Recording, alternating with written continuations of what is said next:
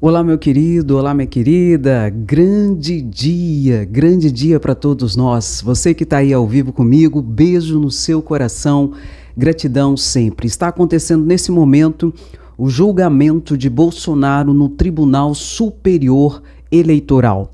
O ministro, relator, corregedor geral, Benedito Gonçalves, está lendo o seu relatório, está lendo todo o histórico, tudo que deu base para a existência desse processo judicial contra Bolsonaro, em que pede a sua condenação e, consequentemente, a sua inelegibilidade por 8 anos. Não só dele e do seu vice à época, Braga Neto. E então, qual vai ser o trâmite? Ele vai ler o relatório de todos os fatos, todas as situações, depois vai vir a acusação, os advogados do PDT que entraram com essa ação vão vir e fazer a sua acusação em relação a Bolsonaro e Braga Neto. Posteriormente, vai vir a defesa de Bolsonaro, ali do partido do PL, e a defesa dele então virá e vai trazer as suas fundamentações para tentar defender Bolsonaro. O que nós sabemos que é impossível, porque Bolsonaro aprontou e aprontou muito. E o relator está explicando tudo isso, está trazendo tudo à lembrança e à tona, todos os atos de abuso de poder econômico, de poder político, os arroubos autoritários contra a democracia advindos de Bolsonaro, que não são poucos. Bom, falou a acusação, falou a defesa, cada um por 15 minutos, vai vir o Ministério Público Eleitoral, que já tem o seu posicionamento, que é pela condenação de Bolsonaro. Ele então vai ler ali o seu posicionamento em relação a tudo isso. E o posicionamento nós já sabemos do Ministério Público Eleitoral, que é pela condenação de Bolsonaro. Oh, vai tarde, não é, gente? Grande dia hoje. Enfim, feito tudo isso, aí sim vai para o voto dele, do relator Gonçalves Dias. Aí ele vai ler o voto dele e falar se condena ou não condena. Nós já sabemos o voto dele também. É pela condenação de Bolsonaro. Lido o voto do relator, do corregedor geral, Benedito Gonçalves, nessa sequência, os outros 6 ministros então decidirão se acompanha o voto do relator ou não, ou pede, por exemplo, que Bolsonaro seja absolvido e não seja condenado, entende? Ou então pode haver também um pedido de vista. Bolsonaro acredita que Nunes Marques vai pedir vista. Se pedir vista, vai enrolar uns meses a condenação de Bolsonaro.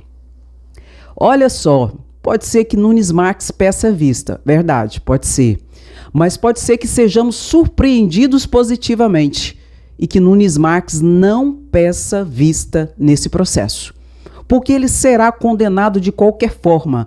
Não existe outra decisão a não ser a condenação de Bolsonaro. Nem que seja por 4-6, por 4-2, enfim, não importa. O importante é que Bolsonaro será condenado. E os abusos, os arroubos estão sendo todos aqui lidos e falados e relembrados pelo relator aqui nessa ação. Então será essa a sequência. E é importante dizer que Bolsonaro saiu, foi para o Rio Grande do Sul, parece, para Porto Alegre. Nem quis ficar por aqui, né, por Brasília, para ver esse resultado. Nem quis ficar, saiu para lá, entende? E Bolsonaro está a cada dia mais isolado politicamente, porque todas essas situações de investigações, de acusações, de processos, traz um desgaste político muito grande, não só para Bolsonaro, mas para quem se alia e se apresenta junto a Bolsonaro. Então, Bolsonaro a cada dia está mais isolado e a tendência é o distanciamento político daqueles que dantes o usaram para ganhar as eleições, bem como o bajulavam. Bajulação para cá, bajulação para lá, Todos esses estão se afastando porque querem proteger a sua imagem política e não se conectar com aquilo que Bolsonaro tem trazido à tona a partir do momento que ele perdeu o seu cargo. Então é isso. E eu acredito que tudo se dará dentro da maior normalidade e possivelmente não será findado hoje. Dia 27 está reservada a pauta de julgamento para esse julgamento, para a continuação, bem como dia 29. E que a justiça seja feita, e esse é só o primeiro. Só no TSE tem 16 processos contra Bolsonaro. Só no TSE. Esse é apenas o primeiro processo que Bolsonaro vai responder. Fora os criminais, fora as indenizações, os civis, enfim, de toda ordem. E que a justiça seja feita, pois é isso que nós queremos. Zanin ontem foi sabatinado no Senado Federal. Foi aprovado ali, na Comissão de Constituição e Justiça, sua indicação para o cargo de ministro do Supremo Tribunal Federal no lugar de Lewandowski. Concomitantemente, foi para o plenário do Senado para a votação e foi aprovado por 58 votos a 18. Zanin é o novo ministro do Supremo Tribunal Federal, Cristiano Zanin, que foi indicado por Lula. E eu quero falar um pouquinho aqui sobre o marreco, sobre Sérgio Moro. Sérgio Moro deve estar com inveja tão grande, que eu acho que deve estar ele deve estar passando por uns dias muito desconfortáveis, muito desagradáveis. Por que eu digo isso? Porque quando Sérgio Moro afastou Lula do pleito eleitoral em toda aquela trama da Lava Jato, não é? Fazendo com que então Bolsonaro não tivesse concorrente, basicamente, ganhasse as eleições, e concomitantemente a vitória de Bolsonaro para presidente, Bolsonaro colocou aqui o Marreco como seu ministro da Justiça, você lembra? Aquela época já existia a seguinte conversa: Bolsonaro vai indicar Sérgio Moro para ministro do Supremo Tribunal Federal. Você lembra disso? Eu lembro muito bem disso. Ele seria o indicado de Bolsonaro para a vaga do Supremo Tribunal Federal ali, diante de toda aquela situação e aquela trama que reverberou na vitória fácil de Bolsonaro. Só que ele é tão vaidoso e tão arrogante que os dois bicudos não deram certo, porque Bolsonaro também é arrogante e também é cheio de vaidades. Então, as vaidades mútuas aqui não deu certo. Aí os dois se bicaram, são dois bicudos. Aí foi quando o Moro se afastou do Ministério da Justiça, etc, etc. E todo o plano e o esquema de se tornar ministro do Supremo Tribunal Federal ruiu, caiu. E como o mundo não gira, como o mundo capota. E hoje, quem se tornou ministro do Supremo Tribunal Federal foi o advogado que derrubou aqui, Sérgio Moro, em todos os processos da Lava Jato. Em todos os processos da Lava Jato. Viciados em que o juiz agiu como órgão acusador, sem parcialidade. Veja só como o mundo dá voltas, não é? E ontem, Sérgio Moro fez algumas indagações, porque é sabatina, né? Mas Sérgio Moro não teve coragem, de fato, de verdade, de sabatinar Zanin, não. Sérgio Moro veio com fake news, dizendo que ele viu aqui, que não sabia se era verdade, mas que ele viu que Zanin foi padrinho de casamento de Lula, papapá, e Zanin então explicou que é mentira, que ele não foi padrinho de casamento de Lula, que não era amigo íntimo da família e nem nada disso. E mesmo que fosse, isso não impediria que ele ascendesse ao cargo de ministro do Supremo Tribunal Federal. Por quê? Porque não existe requisitos nesse ambiente ali na Constituição. Então aqui, tá passando por dias muito difíceis e a inveja deve ser muito doída para ele nesse momento. Mas você conta e eu conto. eu conto. É só o início para esse aqui também. Esse aqui também vai responder a vários processos, já está sendo investigado no Supremo Tribunal Federal, em operação da Polícia Federal SPUF.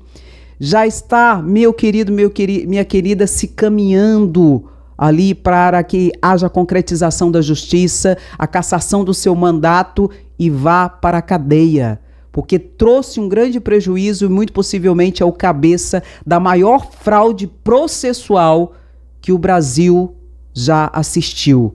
Aqui, ó, tendo como cabeça Sérgio Moro, Deltan Dallagnol, desembargadores do TRF4, servidores, procuradores, dentre outros. E isso tudo está sendo investigado e logo, logo virá à baila. E todos os processos da Lava Jato estão caindo, estão sendo anulados pela parcialidade e pelo esquema que eles fizeram de infiltrados, de escutas em celas, de tortura psicológica de todas as pessoas investigadas para criar narrativas e factoides para criminalizar pessoas da esquerda, notadamente à época para prender Lula, bem como adversários políticos. E tudo isso virá à tona. E Sérgio Moro sabe disso. E Deltan também, né? Que já deu uma fugidinha pelo jeito. Se brincar, nem volta mais. Ele disse que não tá fugindo, que vai voltar. Mas se brincar, não volta mais não. Deltan Dallagnol já saiu do país. Então a gente tem que ficar de olho nisso. Por quê? Porque a gente quer justiça. Não é vingança? Não, é justiça. Quem planta, colhe. A plantação, ela é uma opção, você planta ou não. A colheita é obrigatória. Chega um momento que você vai ter que colher o que plantou. Isso é a lei divina. E tá aqui, ontem teve reunião do Copom, do Banco Central ali, enfim, para discutir a questão da taxa de juros, aqui com Campos Neto, enfim. E decidiram manter a taxa de juros alta em 13,75, altíssima. Mesmo a inflação estando controlada e baixa, mesmo o dólar caindo, mesmo tendo sido aprovado o marco fiscal, mesmo tendo um ambiente favorável em todos os sentidos, eles decidiram manter os juros altos no país. O que traz grande dissabor a todo o trabalho feito por Lula, pelo Senado Federal, pela Câmara de Deputados Federais, para tentar trazer um equilíbrio econômico a todos nós. Até parece que Campos Neto está sabotando o governo Lula. E Lula já está articulando ali junto aos senadores, porque se não houver a queda dos juros da taxa da Selic, muito possivelmente o objeto de ataque será Campos Neto. Aí Campos Neto, de fato, de verdade, está sabotando o governo. E isso é inadmissível, não tem como. É aquilo que eu já expliquei em outros vídeos, que o grande problema de Lula não é os arrobos de quem grita, de quem faz videozinho para lacrar e babá, que são a maioria desses bolsonaristas que se dizem oposição e não tem nenhuma base jurídica, técnica, humana para ser de fato de verdade uma oposição real.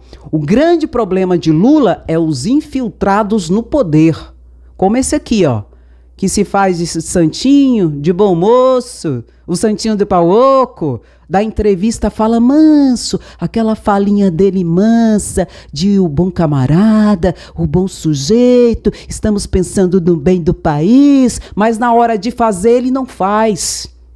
Na hora de ajudar o governo, ele não ajuda.